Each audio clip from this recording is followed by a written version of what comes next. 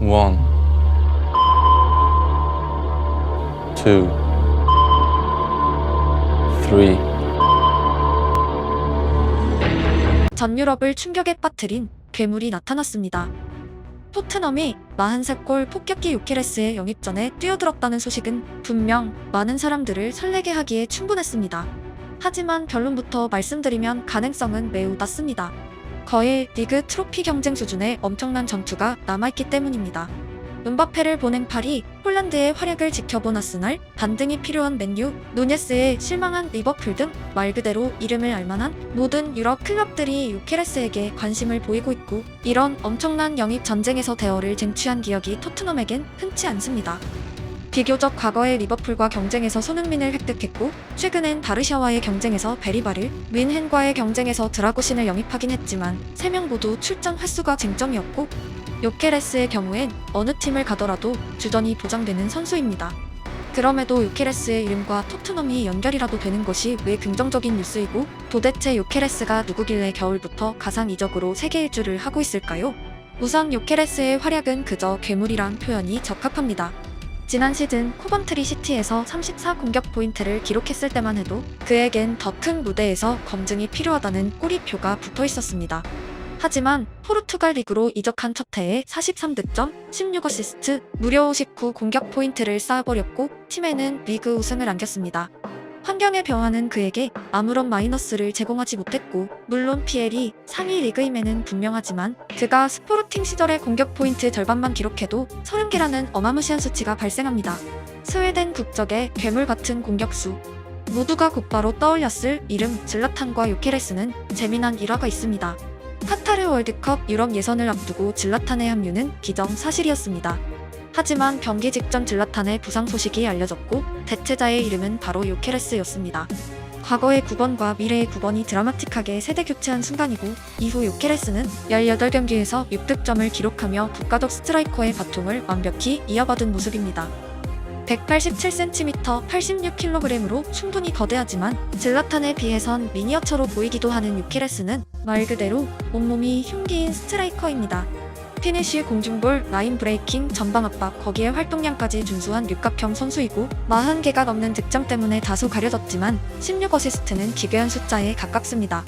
전형적인 9번으로 유럽을 지배했던 반니, 셰프첸코, 에투, 질라탄 등과 비교하여 압도적인 패싱 능력과 플레이 메이킹 능력을 동시에 보여주고 있습니다. 가장 인상적인 지표는 지난 시즌 코번트리에서 보여준 85개의 찬스 메이킹입니다.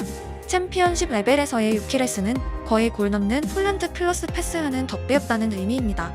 가끔 엄청난 득점을 기록하고도 스카우터의 주목을 받지 못하는 선수들이 있는데, 팀의 도움을 크게 받았거나 득점 외에 다른 능력에서 좋은 평가를 받지 못하는 선수들이 그랬습니다.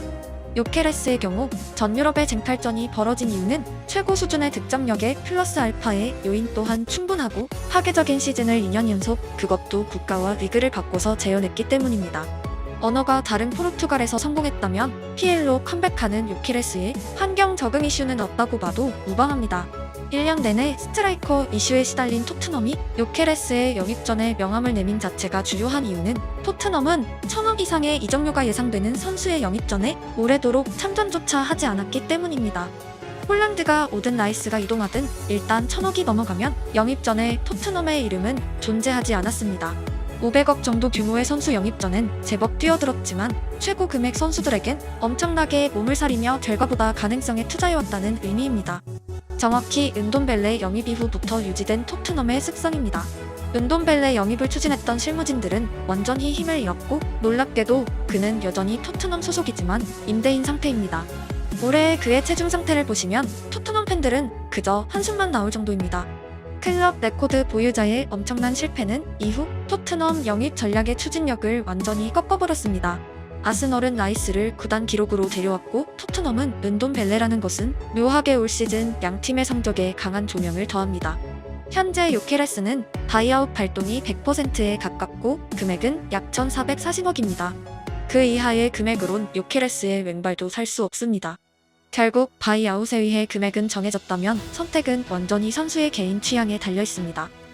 폴란드를 데리고 있는 맨시티를 제외한 PL 빅식스 모든 팀이 영입전에 뛰어들었고 요케레스의 선택은 누구도 예상하기 힘든 시점입니다. 의외로 음바페를 이어 파리의 왕이 되는 시나리오도 가능합니다. 결국 지난 시즌 트로피를 차지한 요케레스 입장에서 토트넘을 선택할 가능성이 굉장히 크다고 보긴 어렵고, 토트넘 입장에선 아스널에 요케레스가 가는 것은 최악의 시나리오입니다. 비카리오의 영입으로 다소 무마되긴 했지만 지난 시즌에도 토트넘은 다비드 라야 골키퍼의 영입을 먼저 시도하고도 결국 아스널에 패배한 이력이 있습니다. 맨시티를 끝까지 추격했던 아스널에 요케레스가 영입되고 그가 스포르팅 시절의 활약을 이어간다면 산술적으로 계산해도 다음 시즌의 아스널은 범접 불가 수준으로 강해집니다. 벵거 시대 이후로 오랜만에 북런던 더비의 균형이 완전히 기우는 세대가 열린다고 해도 과언이 아닐 정도로 현재의 아스널은 강력하고 요케레스의 잠재력은 발군입니다. 1000억 지불을 외치는 토트넘이 긍정적인 유일한 이유는 요케레스를 뺏길 경우에도 영입 기조에서 지난 시즌까지와 달리 최고 레벨의 선수를 원한다는 근거이고, 케인 판매 자금이 금고가 아니라 시장으로 나온다는 의미이기 때문입니다. 케인의 이적료는 약 1,456억 원으로 알려져 있고, 공교롭게도 요케레스의 바이아웃 금액과 불과 소수점 차이입니다. 이후 상황에선 요한뱅 단장의 능력이 결국 최대 열쇠입니다. 요케레스를 영입하든 뺏기면 유사한 활약이 가능한 1000억짜리 대타를 발견하든 엄청난 업무가 요구되고 있습니다. 토트넘 9번이 볼을 소유할 때 상대의 수비가 패스길과 슈팅각을 두 명이서 막아내던 장면은 오랜 재방송입니다. 케인이 있기 때문에 가능했습니다. 하지만 올 시즌 토트넘 축구에서 손흥민이 그 트래픽을 전부 가져갔습니다. 히샬리송이나 클루셉스키가 9번 자리에서 볼을 획득해도 상대는 정상적인 지역 방어를 택하는 경우가 많았습니다. 즉, 손흥민과 케인이 서로에게 주었던 어드밴테이지가 삭제된 첫 시즌이었습니다. 파괴적인 9번의 영입은 손흥민의 공간 활용, 세컨볼 싸움, 궁극적으로 팀 득점 전방위에 영향력을 행사하고 특히 패스까지 가능한 9번이라면 금상첨화입니다. 손흥민은 올 시즌 68개의 키패스를 기록했지만 어시스트는 10개였습니다. 그의 키패스가 요케레스에게 전달된다면 올 시즌 동료들이 날려보낸 홈런볼들을 잊게 할 시너지이고, 요케레스가 득점하기 시작하면 상대팀은 측면의 손흥민에게 올 시즌 같은 더블 마킹을 붙이기가 어려워집니다. 당연히 공간이 생길 것이고, 거기에 16어시스트를 기록한 요케레스의 패스까지 감안한다면 득점에서도 상승 여력이 있습니다. 가능성은 낮지만 이 선수가 필요한가 필요없는가란 주제에선 일말의 부정적인 요소도 없습니다. 시즌 중 토트넘 최대의 약점은 볼란치로 여겨졌지만 70% 이상의 점유를 기록했던 중하위권 팀들과의 경기에선 오히려 9번의 부재가 득점 실패에 주요했습니다. 경기 막판 공격에 참여한 로메로의 머리가 오히려 득점 확률을 높였던 장면들은 정통 스트라이커가 있을 때의 점유축구가 가질 수 있는 매력을 대변하기도 했습니다. 토트넘 이야기를 떠나서 요케레스가 PL에 등장하면 다음 시즌의 재미는 많은 부분에서 상승할 것으로 보입니다. 폴란드와 요케레스의 거구 대결, 그리고 패스하는 스트라이커 와킨스와의 경쟁 등 새로운 싸움들이 다수 발생합니다. 한편 스웨덴 국적 베리발의 영입에 클루셉스키의 도움이 있었다는 후문이 잘 알려져 있습니다.